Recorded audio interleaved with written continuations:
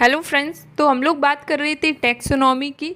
इससे पहले हम लोगों ने टैक्सोनॉमी या क्लासिफिकेशन की बात करी थी, जहाँ पे हम लोगों ने डिफरेंट टाइप्स के क्लासिफिकेशन के बारे में स्टडी किया।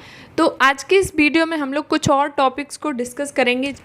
देखिए, टैक्सोनॉमी का मतलब क्या होता है। टैक्सोनॉमी दो वर्ड से मिलकर बना होता है, टैक्सेस एंड नॉर्म्स। ठीक है, टैक्सेस का मतलब होता है अरेंजमेंट, नॉर्म्स का मतलब होता है लॉज एंड रूल। ठीक है, टैक्सोनॉमी में हम लोग स्टडी करते हैं कि प्लांट्स को किस तरीके से डिवाइड किया जाता है, उसका किस तरीके से नॉमेनक्लेचर किया जाता है, उसका नामकरण किया जाता है, उनको कैसे क्लासीफाई किया जाता है। तो इन सारी चीज़ों के बारे में हम लोग टैक्सोनॉमी में पढ़ते हैं। ठीक है, तो इन सारी चीज़ों के लिए टैक्सोनॉमी में कुछ सेट ऑफ रूल्स होते हैं। उन सेट ऑफ रूल्स को फॉलो करके हम लोग किसी भी अननोन ऑर्गेनिज्म को क्लासीफाई कर सकते हैं, उसका नॉमेनक्लेचर कर सकते हैं। ठीक है, तो यही चीज़ों के बारे में हम लोग टैक्सोनॉमी में स्टडी करते हैं। ठीक है, टैक्सोनॉमी गिवन बाय A.P.D. कैंडोले इन 1813। ठीक है, इन्होंने एक बुक लिखी थी जिसका नाम था थ्योरी एलिमेंट्री डी ला बॉटनिका, जिसको थ्योरी ऑफ एलिमेंट्री बॉटनी भी कहते हैं। ठीक है, taxonomy branch of botany. Taxonomy botany की एक ब्रांच होती है जिसमें हम लोग आइडेंटिफिकेशन, नॉमेनक्लेचर और क्लासिफिकेशन की स्टडी करते हैं। ठीक है,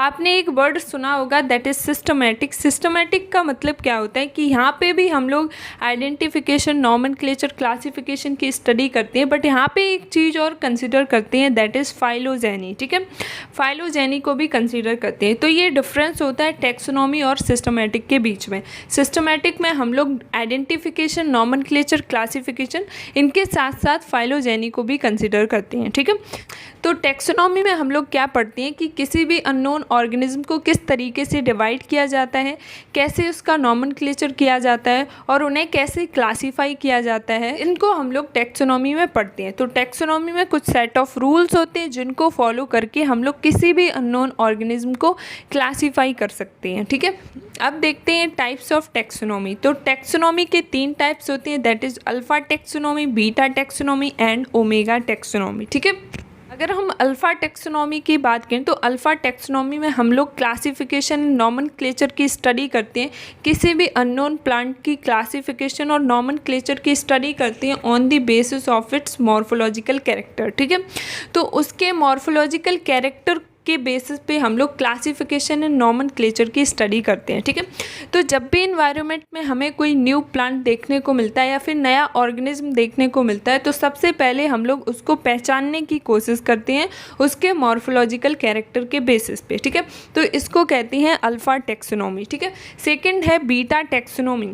तो बीटा टैक्सोनॉमी में हम लोग मॉर्फोलॉजिकल कैरेक्टर के साथ साथ कुछ और कैरेक्टर्स को भी कंसिडर करते हैं, जैसे कि एनाटॉमिकल कैरेक्टर्स हो गया। तो बीटा टैक्सोनॉमी में हम मॉर्फोलॉजिकल कैरेक्टर के साथ साथ कुछ अदर कैरेक्टर को भी कंसिडर करते हैं। ठीक है, नेक्स्ट बात करते हैं ओमेगा टैक्सोनॉमी की। तो ओमेगा टैक्सोनॉमी बेस्ड होती है मॉडर्न एक्सपेरिमेंट पे। ठीक है, तो अल्फा टैक्सोनॉमी में हम लोग किसी भी ऑर्गेनिज्म का नॉमेनक्लेचर एंड क्लासिफिकेशन की स्टडी करते हैं on the basis of its morphological character. ठीक है, बीटा टैक्सोनॉमी में हम लोग मॉर्फोलॉजिकल कैरेक्टर के साथ साथ कुछ अदर कैरेक्टर को भी कंसिडर करते हैं। ठीक है, ओमेगा टैक्सोनॉमी बेस्ड होती है मॉडर्न एक्सपेरिमेंट पे। ठीक है, अब बात करते हैं फंडामेंटल कंपोनेंट्स ऑफ टैक्सोनॉमी कि टैक्सोनॉमी के क्या फंडामेंटल कंपोनेंट्स होते हैं जिसके बेसिस पे हम लोग किसी भी अननोन ऑर्गेनिज्म का क्लासिफिकेशन कर सकते हैं। ठीक है, तो टैक्सोनॉमी में 5 बेसिक फंडामेंटल्स होते हैं, 5 बेसिक कंपोनेंट्स होते हैं, दैट इज आइडेंटिफिकेशन,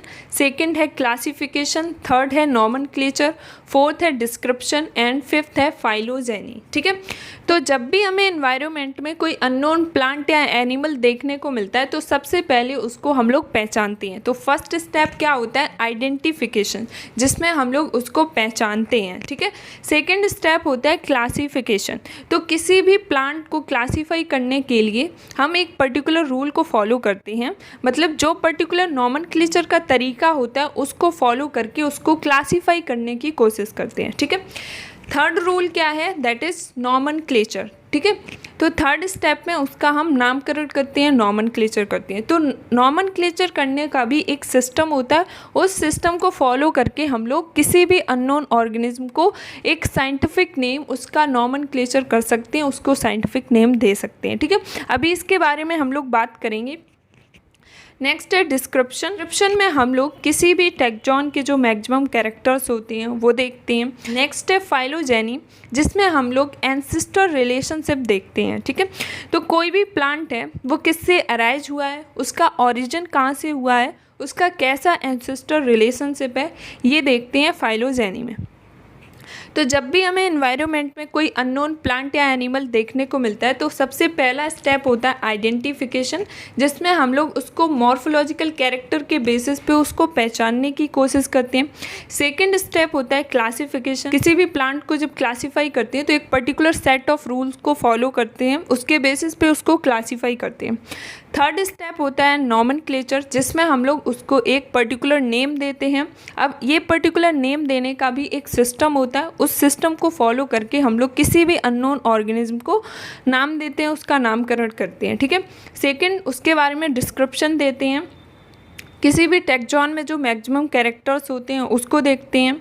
फिफ्थ है फाइलोजेनी, कि वो किससे अराइज हुआ है, कैसा एंसेस्टर रिलेशनशिप है, ये देखते हैं फाइलोजेनी में। ठीक है, इसके बाद में हम लोग नॉमेनक्लेचर की बात करें कि नामकरण का क्या सिस्टम होता है जिसको हम फॉलो करके किसी भी अननोन ऑर्गेनिज्म को एक साइंटिफिक नेम दे सकते हैं, एक पर्टिकुलर नेम दे सकते हैं। ठीक है, देखिए तो नॉमेनक्लेचर क्या होता है। नॉमेनक्लेचर में हम लोग एक पर्टिकुलर ऑर्गेनिज्म को एक नेम देते हैं, एक पर्टिकुलर साइंटिफिक नेम देते हैं। ठीक है, तो formal name of a particular organism according to some standard system. ठीक है, तो यहाँ पे नॉमेनक्लेचर में स्टैंडर्ड सिस्टम होता है, उस स्टैंडर्ड सिस्टम को फॉलो करके हम लोग किसी भी ऑर्गेनिज्म को एक साइंटिफिक नेम दे सकते हैं। ठीक है, देखिए ICBN का मतलब होता है international code for botanical nomenclature.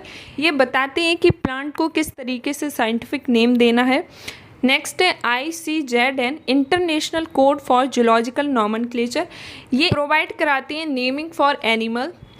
ICBN में ये प्लांट्स की नेमिंग को बताते हैं और ICZN ये एनिमल्स की नेमिंग को बताते हैं कि किस तरीके से उन्हें साइंटिफिक नेम देना चाहिए। ठीक है, अब हम लोग देखते हैं कि साइंटिफिक नेम देने का क्या सिस्टम होता है, किस तरीके से हम लोग किसी भी अननोन ऑर्गेनिज्म को एक साइंटिफिक नेम दे सकते हैं। ठीक है, तो देखिए लिनियस ने एक सिस्टम बनाया जिसको फॉलो करके हम लोग किसी भी ऑर्गेनिज्म को साइंटिफिक नेम दे सकते हैं। ठीक है, तो लिनियस ने सबसे पहले बायनोमियल नॉमेनक्लेचर दिया था। बायनोमियल नॉमेनक्लेचर को बाइनरी नॉमेनक्लेचर भी कह सकते हैं। ठीक है, लिनियस के बारे में हम लोग पहले भी डिस्कस कर चुके हैं क्लासिफिकेशन में।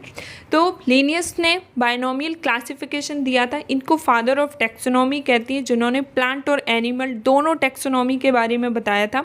बायनोमियल का मतलब होता है, देखिए बाई का मतलब होता है दो, नोमियल का मतलब होता है नेम्स, तो दो नेम्स होंगे। ठीक है, किसी भी अननोन ऑर्गेनिज्म के जब हम साइंटिफिक नेम देंगे तो उसमें दो नेम होंगे। तो जो फर्स्ट नेम होगा, जो पहला नेम होगा, वो रिप्रेजेंट करेगा उसके जीनस को, जेनेरिक नेम को रिप्रेजेंट करेगा, और जो सेकंड नेम होगा वो रिप्रेजेंट करेगा स्पेसिफिक एपिथेट को, या फिर इसको हम लोग स्पीसीज एपिथेट भी कह सकते हैं। ठीक है, एक होता है स्पेसिफिक नेम, ये स्पेसिफिक टर्म हम लोग यूज़ करते हैं जूलॉजी में। स्पेसिफिक नेम एक टर्म होता है जिसको हम लोग केवल एनिमल के केस में ही यूज़ करते हैं। नॉर्मली हम लोग स्पीसीज एपिथेट या फिर स्पेसिफिक एपिथेट यूज़ करते हैं। ठीक है, तो बायनोमियल सिस्टम के अकॉर्डिंग किसी भी अननोन ऑर्गेनिज्म के साइंटिफिक नेम में दो वर्ड होंगे। पहला जो वर्ड होगा वो रिप्रेजेंट करेगा जीनस को, और सेकंड वर्ड जो होगा वो रिप्रेजेंट करेगा स्पीसीज को। ठीक है, उसके बाद में इन्होंने कुछ रूल्स दिए थे। पहला रूल तो यही हो गया कि पहला वर्ड रिप्रेजेंट करेगा जीनस को और सेकंड वर्ड रिप्रेजेंट करेगा स्पीसीज को।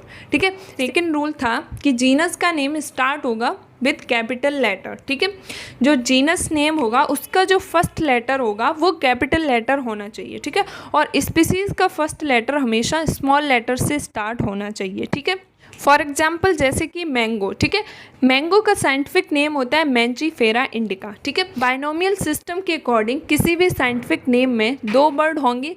पहला जो वर्ड होगा वो रिप्रेजेंट करेगा जीनस को, और दूसरा जो वर्ड होगा वो रिप्रेजेंट करेगा स्पीसीज को। ठीक है, सेकंड रूल इनका ये था कि जीनस का पहला लेटर स्टार्ट होगा हमेशा कैपिटल लेटर से। ठीक है, जीनस का पहला लेटर हमेशा कैपिटल लेटर होना चाहिए। ठीक है, और स्पीसीज का फर्स्ट लेटर हमेशा स्मॉल लेटर से स्टार्ट होना चाहिए, ठीक है। तीसरा रूल इनका ये था कि जो साइंटिफिक नेम होगा उसको हम इटैलिक में लिखेंगे या फिर उसको हम अंडरलाइन करेंगे, ठीक है। ये इनका थर्ड रूल था। पहला रूल क्या था कि फर्स्ट वर्ड रिप्रेजेंट करेगा जीनस को, सेकंड वर्ड रिप्रेजेंट करेगा स्पीसीज को। सेकंड रूल था जीनस का पहला लेटर कैपिटल लेटर होना चाहिए और स्पीसीज का पहला लेटर स्मॉल लेटर होना चाहिए था। थर्ड रूल था कि साइंटिफिक नेम इटैलिक में होना चाहिए या फिर उसको अंडरलाइन करना चाहिए, ठीक है। फोर्थ रूल का था कि लास्ट में साइंटिस्ट का नेम यूज किया जाएगा, ठीक है। साइंटिस्ट का नेम यूज करेंगे, जिस साइंटिस्ट ने उस सिस्टम को दिया है, वो साइंटिफिक नेम दिया है, उस साइंटिस्ट का नाम यूज करेंगे शॉर्ट में, ठीक है। तो ये कुछ रूल्स होते हैं जिनके अकॉर्डिंग हम लोग किसी भी अननोन ऑर्गेनिज्म को साइंटिफिक नेम दे सकते हैं, ठीक है। एक और एग्जांपल देखते हैं, जैसे कि ह्यूमन का साइंटिफिक नेम होता है होमो सेपियन, ठीक है। तो बाइनोमियल सिस्टम के अकॉर्डिंग पहला वर्ड रिप्रेजेंट करेगा जीनस को और सेकंड वर्ड रिप्रेजेंट करेगा स्पेसिफिक एपिथेट को, ठीक है। ये बाइनोमियल नोमेनक्लेचर हो गया, ठीक है। फॉर एग्जांपल रेटस, ठीक है।